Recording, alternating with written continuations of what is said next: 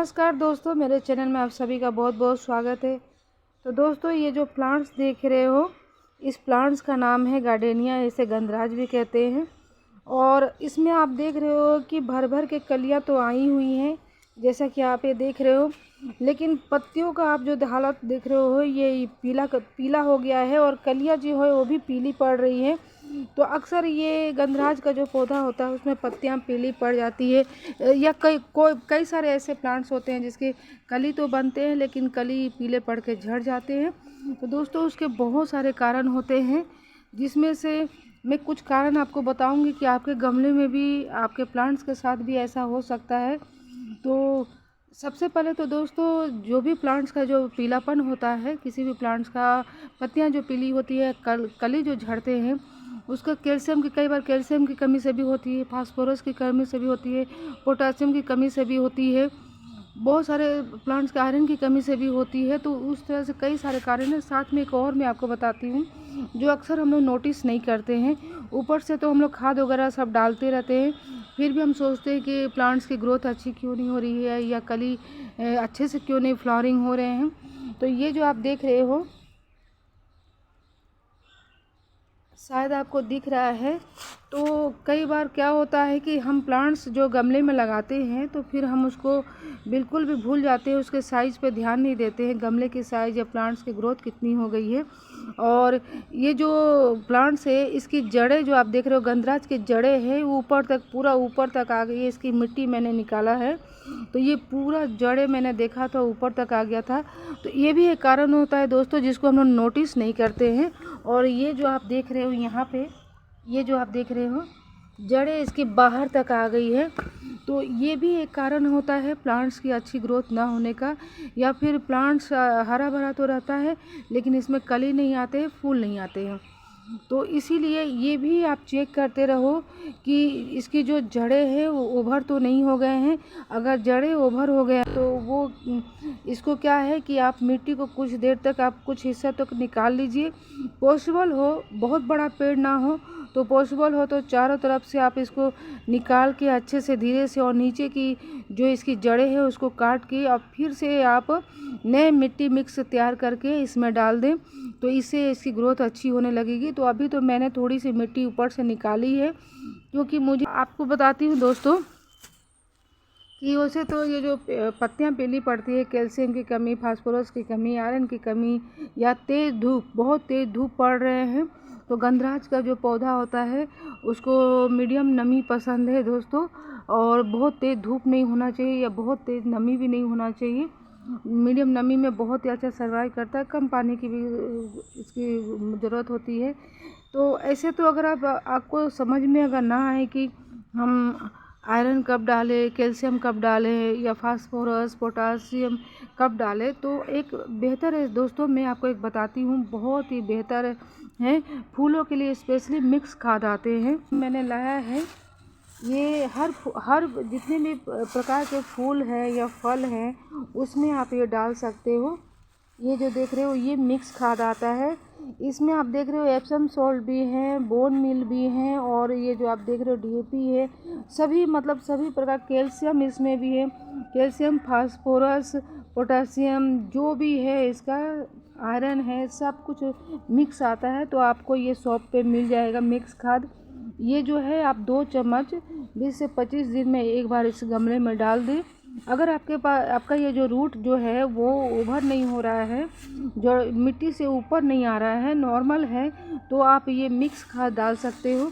क्योंकि हमें अलग अलग हम डालेंगे तो टाइमिंग की दिक्कत हो जाती है कि कितने कितने दिनों बाद डालें।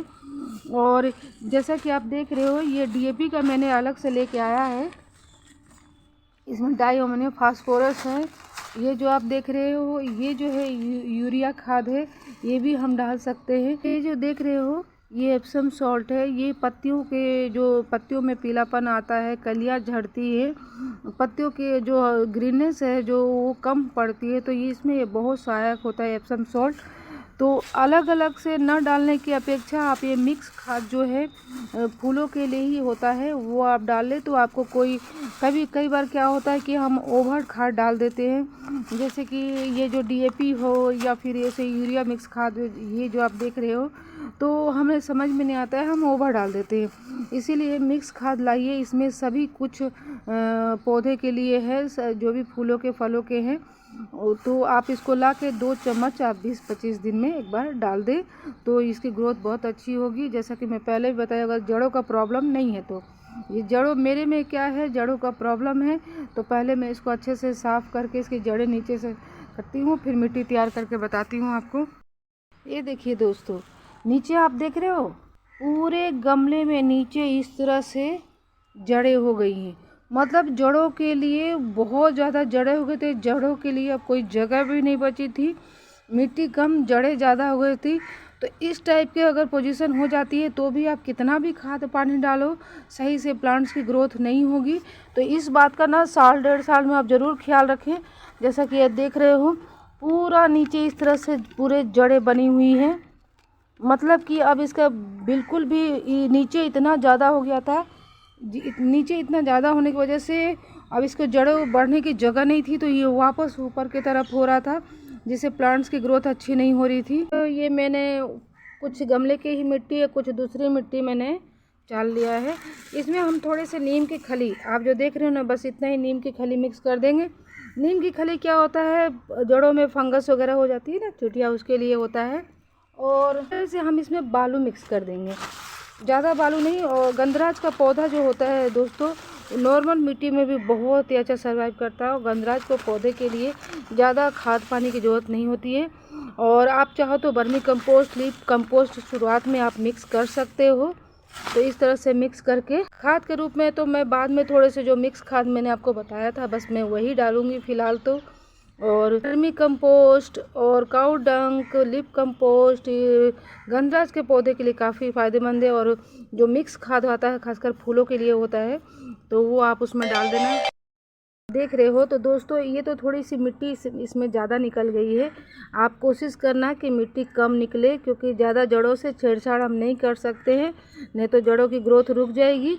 तो हम इसकी थोड़ी सी छटाई कर देते हैं।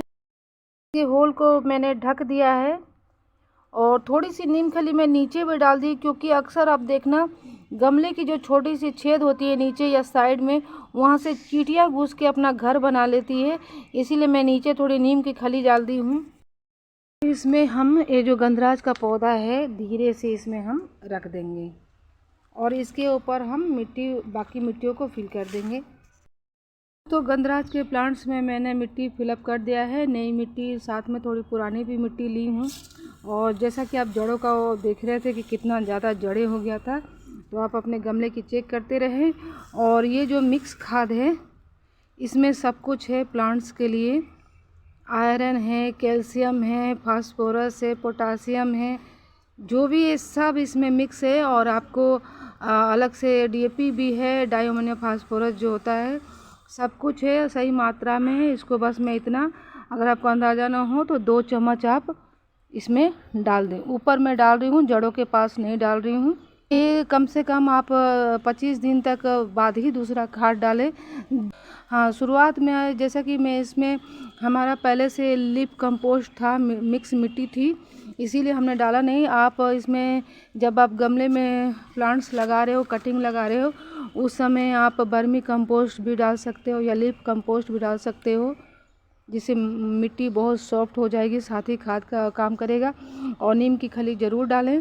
अब इसमें हम थोड़ा सा 1 मग पानी डाल दूंगी और इसको ऐसे जगह पर रखूंगी जहाँ पे ये हिले नहीं, क्योंकि इसकी मैं जड़ें अभी निकाली थी, तो जड़ें अच्छी तरह बैठ जाए। तो उसके लिए हम इसको कोने में एक ऐसे जगह रखेंगे जहाँ पे ये हिले नहीं। जैसा कि कटिंग लगाते हैं तो उस जगह पे हिलता नहीं है। तो दोस्तों इस बात का कुछ बातों का केयर करोगे तो आपके प्लांट्स भी बहुत अच्छा ग्रो करेंगे, पत्तियां पीली नहीं पड़ेगी। और तेज़ धूप से आप बचाना, और साथ ही साथ केवल खाद पानी आप डालते मत रहना, साथ में चेक भी करते रहना कि कहीं जड़ें ज़्यादा तो नहीं हो गई है, गमले से भी ज़्यादा मिट्टियों से बाहर तो नहीं आ रहा है। और नीचे से आप चेक कर लेना। कई बार नीचे चींटियाँ भी हो जाती है, चींटियाँ भी जड़ों को खाने लगती है, अपना घर बना लेती है, जिससे पौधे की ग्रोथ बहुत कम होने लगती है। मैं एक आपको नेक्स्ट वीडियो में दिखाऊंगी कि चींटियाँ गमलों में नीचे से कैसे घर बना लेती है और प्लांट्स को ख़राब कर देती है। तो कुछ ही इन बातों का ख्याल करके आप अपने प्लांट्स की ग्रोथ बहुत अच्छी कर सकते हैं दोस्तों। और मेरी जानकारी कैसी लगी प्लीज़ कमेंट करके ज़रूर बताएं। मेरे वीडियो को लाइक करें, शेयर करें, सब्सक्राइब करें। मिलती हूँ नेक्स्ट वीडियो में नए प्लांट की जानकारियों के